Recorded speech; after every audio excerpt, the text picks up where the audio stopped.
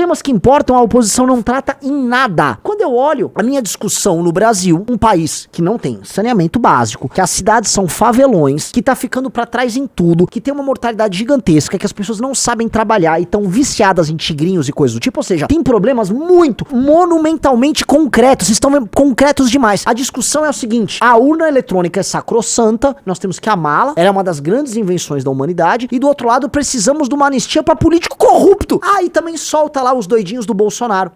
A cobertura televisiva e radiofônica da política e dos mercados sempre foi ruído, e com base nisso distorcia as coisas e apontava falsas prioridades.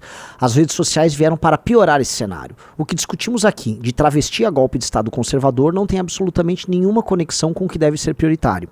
Vivemos e agimos em nome do que é narrado, não do que é realmente importante. Basta refletir, daqui a 15 anos como veremos a histeria bolsonarista? Como enxergaremos os cancelamentos identitários? As políticas públicas baseadas em emoções momentâneas? As trocas de sexo de personagens, a manipulação de crianças, as teorias conspiratórias sobre vacinas, a religião das máscaras, os especialistas em fake news, as agências de checagem, os políticos que praticam rug pull com criptomoedas. Tudo isso é espuma enquanto vivemos em cidades feias e pobres, tomadas pelo crime, sustentando o juiz milionário e produzindo menos que nossos concorrentes diretos. Mas quem quer falar disso? Existe um ponto, tá, amigos? Aí esse é onde eu quero chegar aqui. Reparem que nós vivemos uma sociedade do ruído. O que eu chamo de sociedade do ruído? Isso já não é de hoje, né? Basicamente, desde que você começa a ter, vamos dizer, todo tipo de comunicação envolve ruído, e ruído são as informações desnecessárias, ou informações falsas, que geram falsas prioridades e geram tomadas de decisões estúpidas e geram, vamos dizer, um encaminhar idiota das decisões dos homens. As micro decisões que todos nós tomamos ao longo dos dias, elas são impactadas por, vamos dizer, necessidades que às vezes a gente sequer tem, né?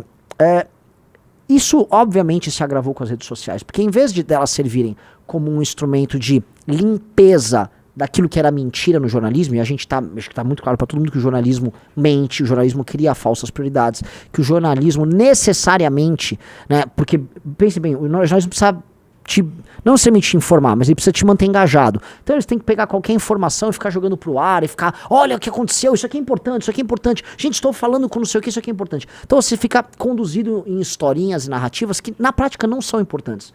E a gente imagina, as redes sociais vão cortar isso e você vai focar no que importa, certo? Mentira. As redes sociais criaram suas próprias histórias e suas próprias narrativas, e hoje você vive com muito ruído. E você não consegue decantar o que é ruído e separar assim, ó, isso aqui é o que importa, isso não é ruído. Você vive só no ruído. E por que eu tô falando isso? Pegue boa parte do debate público, hoje, no Brasil. O que é realmente importante? Quem está falando hoje em guerra contra o crime organizado? É real. Esse fim de semana eu vi as pessoas agora compartilhando um vídeo do Bukele em que ele basicamente fala, tá? E ele que fez isso, então ele tem toda a moral pra falar, o que nós aqui do MBL estamos falando há 1 ano e meio. Que temos que decretar guerra ao crime organizado, é guerra, e o problema do crime organizado é ocupação territorial. Você viu isso, né, Riso? Agora estão falando isso. E atrás de quem já tá falando isso no Brasil, ninguém vai, entendeu? Então, assim, o livro amarelo, a gente já tá falando disso há tempos. Quem aqui sabe que a gente há muito tempo tá falando de guerra ao crime organizado? A gente tem essa revista aqui, ó, mas não assim, ela não é a primeira que a gente trata desse tema, tampouco o livro amarelo, né, já não é de hoje. A gente fala em guerra ao crime organizado, e quando é guerra é matar os caras, fazer os caras terem medo, prender os caras, ter super cadeias e eliminar a ocupação territorial deles. Nós falamos disso. Então, assim, isso é prioridade. Combater o autofuncionalismo no Brasil, que leva boa parte do orçamento. A gente fala, o projeto mais importante sobre isso hoje no Brasil é do Kim. Mas vê se isso tá no debate. Ninguém quer discutir isso. A galera quer discutir. Adivinha, o que a oposição quer discutir? Anistia. Ah, a Débora. A Débora é o assunto mais importante, né? Então parece assim, pra te entender o negócio. Aquelas pessoas que o Bolsonaro chamou de bobalhonas, que os bolsonaristas deixaram ficar na frente dos quartéis aí por meses a fio, agora o Brasil tem que parar por elas. É natural que as penas que elas estão recebendo são injustas. É natural, elas são injustas. E você pode falar, agora, este é o assunto mais importante do Brasil? Nós vivemos uma oposição que fica colocando os temas, assim, né? O Brasil tem que discutir agora a anistia que vai beneficiar milhares, adivinha do quê? Milhares do quê? Do quê? De políticos corruptos. E que vai beneficiar, no fim do dia, o próprio Bolsonaro. Mas isso é porque você tem que ficar imbuído do sentimento de injustiça com a Débora. Essa é a maior prioridade do Brasil? Veja, essa mulher, a Débora, eles botam as fotos dela com 2 crianças, né? Ela não tava lá só pintando um batom. Eu não concordo com a pena dela, tá? Eu acho tudo bizarro. Acho que tudo que a gente tá vivendo aí é bizarro. E eu vou agora guardar minha parte pra STF já. É obviamente bizarro. Mas, gente, ela não é uma santa. Ela é uma pessoa, uma mãe de família, que foi irresponsável, deixou as crianças dela lá em casa pra ir ficar brincando de golpe de Estado com um bando de louquinho. Ela não pensou nos filhos quando foi se colocar em risco pra tentar porcaria de um golpe de Estado junto com um monte de maluco. Então, não é heroína de porcaria nenhuma. E estão vendendo um troço pra você que é mentiroso. Ela é uma pessoa que estava lá cometendo crime, sim, e que está recebendo uma pena desproporcional por conta disso. Agora, ela sabia o que ela estava fazendo. Ela sabia muito bem o que ela estava fazendo. O crime é desproporcional à punição. É lógico que é num país bizarro, em que, assim, bandido não é punido, em que a Suprema Corte fica o tempo todo se orgulhando de diminuir pena de assaltante, de bandido, de assassino. Naturalmente, você vai falar, mas isso aqui tá estranho, isso aqui tá estranho. E sim, isso é bizarro. Agora, por que isto é a grande preocupação da oposição brasileira, sendo que a oposição brasileira não faz nada que realmente importa? Nada! Eu já falei, como é que pode vir de um jogador de videogame que usa um fonão, que é o Kim Kataguiri, e ele fica com o fonão dele, os principais os projetos e a principal agenda que envolve segurança pública no Brasil. Cadê aquele monte? A gente já fez conta, que são dezenas de policiais e coronéis e sargentos e capitães e generais eleitos para deputado federal, não fazem bosta nenhuma na área de segurança pública. Os temas que importam a oposição não trata em nada. Eles tratam o quê? Do ruído. Então a gente fica vivendo de ruído. Quando eu olho a minha discussão no Brasil, um país que não tem saneamento básico, que as cidades são favelões, que ele tá fora das cadeias globais de produção, que a elite do funcionalismo vive de privilégio, que banco vive de privilégio, que tá ficando pra trás em tudo, que tem uma mortalidade gigantesca, que as pessoas não sabem trabalhar e estão viciadas em tigrinhos e coisas do tipo, ou seja, tem problemas monumentalmente concretos, estão concretos demais. A discussão é o seguinte, a urna eletrônica é sacrossanta, nós temos que amá-la, ela é uma das grandes invenções da humanidade. E do outro lado, precisamos de uma anistia para político corrupto. E também solta lá os doidinhos do Bolsonaro. Que é isso, ó. Veja assim, a justiça eleitoral responde a essas coisas. Com isso aqui, ó.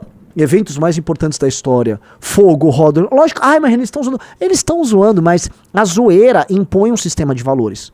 Quando eu vou zoar alguém, quando eu vou rir de alguém, eu rio de alguém mediante o ridículo dele. E algo pode ser ridículo se esse algo é estranho, por exemplo, mediante um sistema de valores ou algo que é considerado normal numa determinada sociedade.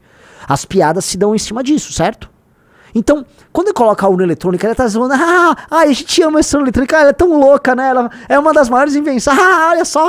Não, é um exagero, gente. Sim, é um exagero, mas nós entendemos o que vocês estão fazendo. Nós entendemos o que vocês estão fazendo. É uma zoeirinha que reforça o seu sistema de valores. E o sistema de valores de vocês é religioso. A democracia, para esses democratas, ela é uma religião. E toda religião pressupõe rituais. Então veja só, o que é a urna eletrônica dentro desse sistema religioso? Eles criam uma religião em que você precisa dos sumos sacerdotes e dos sacerdotes, certo? Os sumos sacerdotes são quem? São os ministros do STF e do TSE. Os sumos sacerdotes garantem a integridade dos rituais. E o grande ritual é o ritual do votar na urna eletrônica. Você vota lá na urna eletrônica, aí você faz... E aí, né, é um ritual que dali vai emanar a legitimidade do sistema, que é muito bom para todos nós, tá? Então a urna eletrônica precisa ser tratada por esses caras como uma espécie de uma relíquia religiosa, como um totem, como um objeto de adoração. Você tem que fazer, sei lá, uma peregrinação até a urna. E você faz, né? O ritual de ir à urna, que é um ritual religioso na cabeça desses caras, tá? Ele envolve esta peregrinação, você faz até uma fila, aí você visita a relíquia, você toca a relíquia, faz o barulho mágico e você vai embora. Pronto. Você tornou o Brasil um país melhor. Né? Que legal. Então, se de um lado a gente tem uma galera que tem um outro sistema de valores, que é a religião do bolsonarismo, que para ela, você tem que instituir a monarquia do Bolsonaro e tudo vale com quanto o Bolsonaro se beneficie. Do outro, você tem uma religião que é um pouco mais sofisticada, que é a religião estabelecida. Né? É como se o bolsonarismo fosse uma religião alternativa, que quer instituir um novo sistema de valores, um novo poder ao redor do Bolsonaro. Do outro, você tem a religião oficial, que é a religião da democracia. E aí, nessa religião, você nunca pode falar mal da urna. Veja, a gente deveria, já que se a gente é formalmente uma república, né, e uma democracia, você tem que testar e desconfiar de tudo. A desconfiança faz parte e o teste faz parte. Posto isso, tá? Então, você tem que acreditar, você tem que testar e tal. A urna não foi fraudada na eleição. E não há prova nenhuma de que as eleições foram fraudadas. Só quero lembrar. Aí você vai pro outro lado. O sistema religioso do bolsonarismo funciona assim. O Bolsonaro, ele é o Messias. Então o Bolsonaro é o Messias. Ele tem até Messias no nome, né? Então ele precisa ser protegido, amado, e ele vai nos tornar feliz apenas existindo. Bolsonaro respirou, eu como bolsonarista estou feliz. Entendeu? Essa é a relação. E aí tem a causa, né? Existem os inimigos do nosso Messias. E aí as pessoas lutam pela causa. A Débora, ela tá sendo transformada numa mártir da causa. Ela é a Joana d'Arc do Bolsonaro. O sacrifício.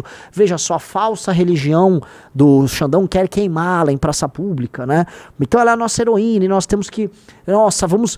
Até o Messias tá querendo interceder por ela, tal...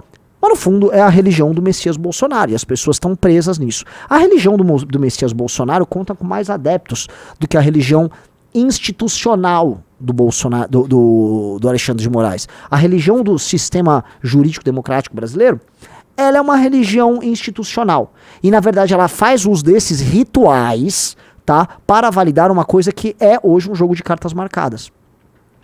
O jogo de cartas marcadas. O sistema político brasileiro, ele é altamente concentrado, ele é feito para ser concentrado e ele é feito para ser dividido entre os seus verdadeiros donos, que eu tenho que falar, é o alto funcionalismo, lideranças de grandes partidos políticos, políticos regionais, alguns grandes setores, vamos dizer, da economia brasileira, normalmente o setor financeiro,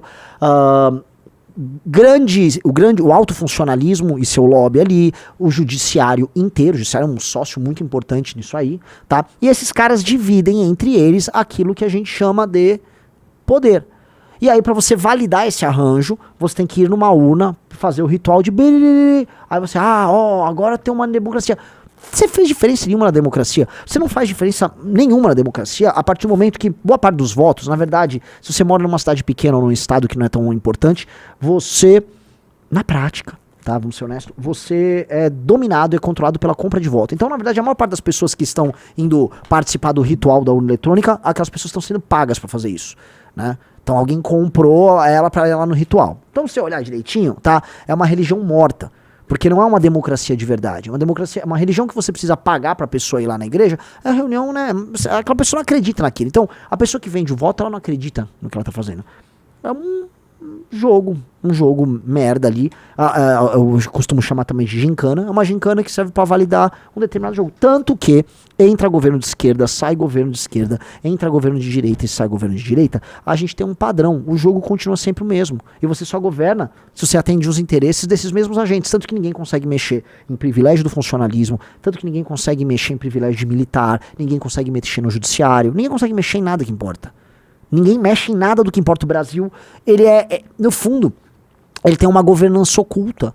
E eu não estou sendo ocultista aqui com chapéu de alumínio. A governança oculta é essa governança não elegível. Tá? É isso. É basicamente isso. Débora vai se candidatar a deputada, escreve aí. Né? Isso é bem bizarro. Então, o fato da direita brasileira, né, tá presa permanentemente na luta do Bolsonaro, isso me assusta um pouco. Porque o tempo tá passando, galera, e já são 2 anos e 2 anos e 3 meses de governo Lula. 2 anos e 3 meses de governo Lula. E assim, o que a direita bolsonarista pode se orgulhar, do ponto de vista da oposição, é o vídeo do Nicolas, do Pix. Que basicamente representa ganhos políticos altos para o Nicolas. Então o que a direita brasileira entregou foi o vídeo do Nicolas. Porque na prática mesmo, não é ela que tocou oposição. Quando o Lira ficou pistola com o governo, era o Lira que coordenava o Centrão e os deputados da direita que vinham a reboque para isso. Agora mesmo a direita teve que apoiar quem pra Câmara e pro Senado? O Hugo Mota e o Alcolumbre. 2 caras do Centrão, que eles vão conduzir aquilo de acordo com a vontade deles. Aí eles ficam putos, né? Porque o Hugo Mota dá umas declarações agora que agradam o STF, e aí não agrada os bolsonaristas, só que os bolsonaristas ficaram se matando, pra apoiar o cara, porque o cara vai fazer anistia. Anistia pra quem? Anistia pro Kassab, galera. A anistia é pros políticos do Centrão e o Bolsonaro vai na leva. Porque a estratégia do Bolsonaro é sempre a seguinte: não importa o sacrifício que os outros façam, ou que os ganhos para outros sejam altos. Se houver um ganho pra mim, tá valendo. Eu sempre falei, o Bolsonaro trabalha com o interesse personalíssimo. O Bolsonaro é um cara de baixa capacidade de abstração, é um cara que não consegue enxergar nada para além do alto interesse. Então ele fala assim, pô, se eu passar uma anistia aqui que acabe com a lei da ficha limpa, na prática eu tô ajudando todo mundo do Centrão, certo, Riso? Certo. Mas eu tô me ajudando também. Ah, então foda-se. Me põe no game, eu quero. Tudo que envolve o Bolsonaro é isso. Então o Bolsonaro, quando ele precisava ter, vamos dizer, eu tô com preguiça aqui de fazer política aí com o Congresso Nacional, tá ok? Então faz assim, bora acelerar aí esse negócio aí de emenda aí, de não sei o quê, e aí em troca passa esse negócio meu, isso aqui, ninguém faz impeachment meu, governo até o fim, tá ok? O Brasil é nosso, pô. Dá todos os meus militares aí pro Centrão e em troca, sei lá, né? Em troca o quê, né? Assim, a agenda ideológica dele nem andou. O preço aí pra não pegar a rachadinha do Flávio é acabar com a Lava Jato? Então acaba. Vamos acabar, ué. Salva o Flávio, então tá resolvido aí, pô. Os caras querem ficar me ferrando, aí?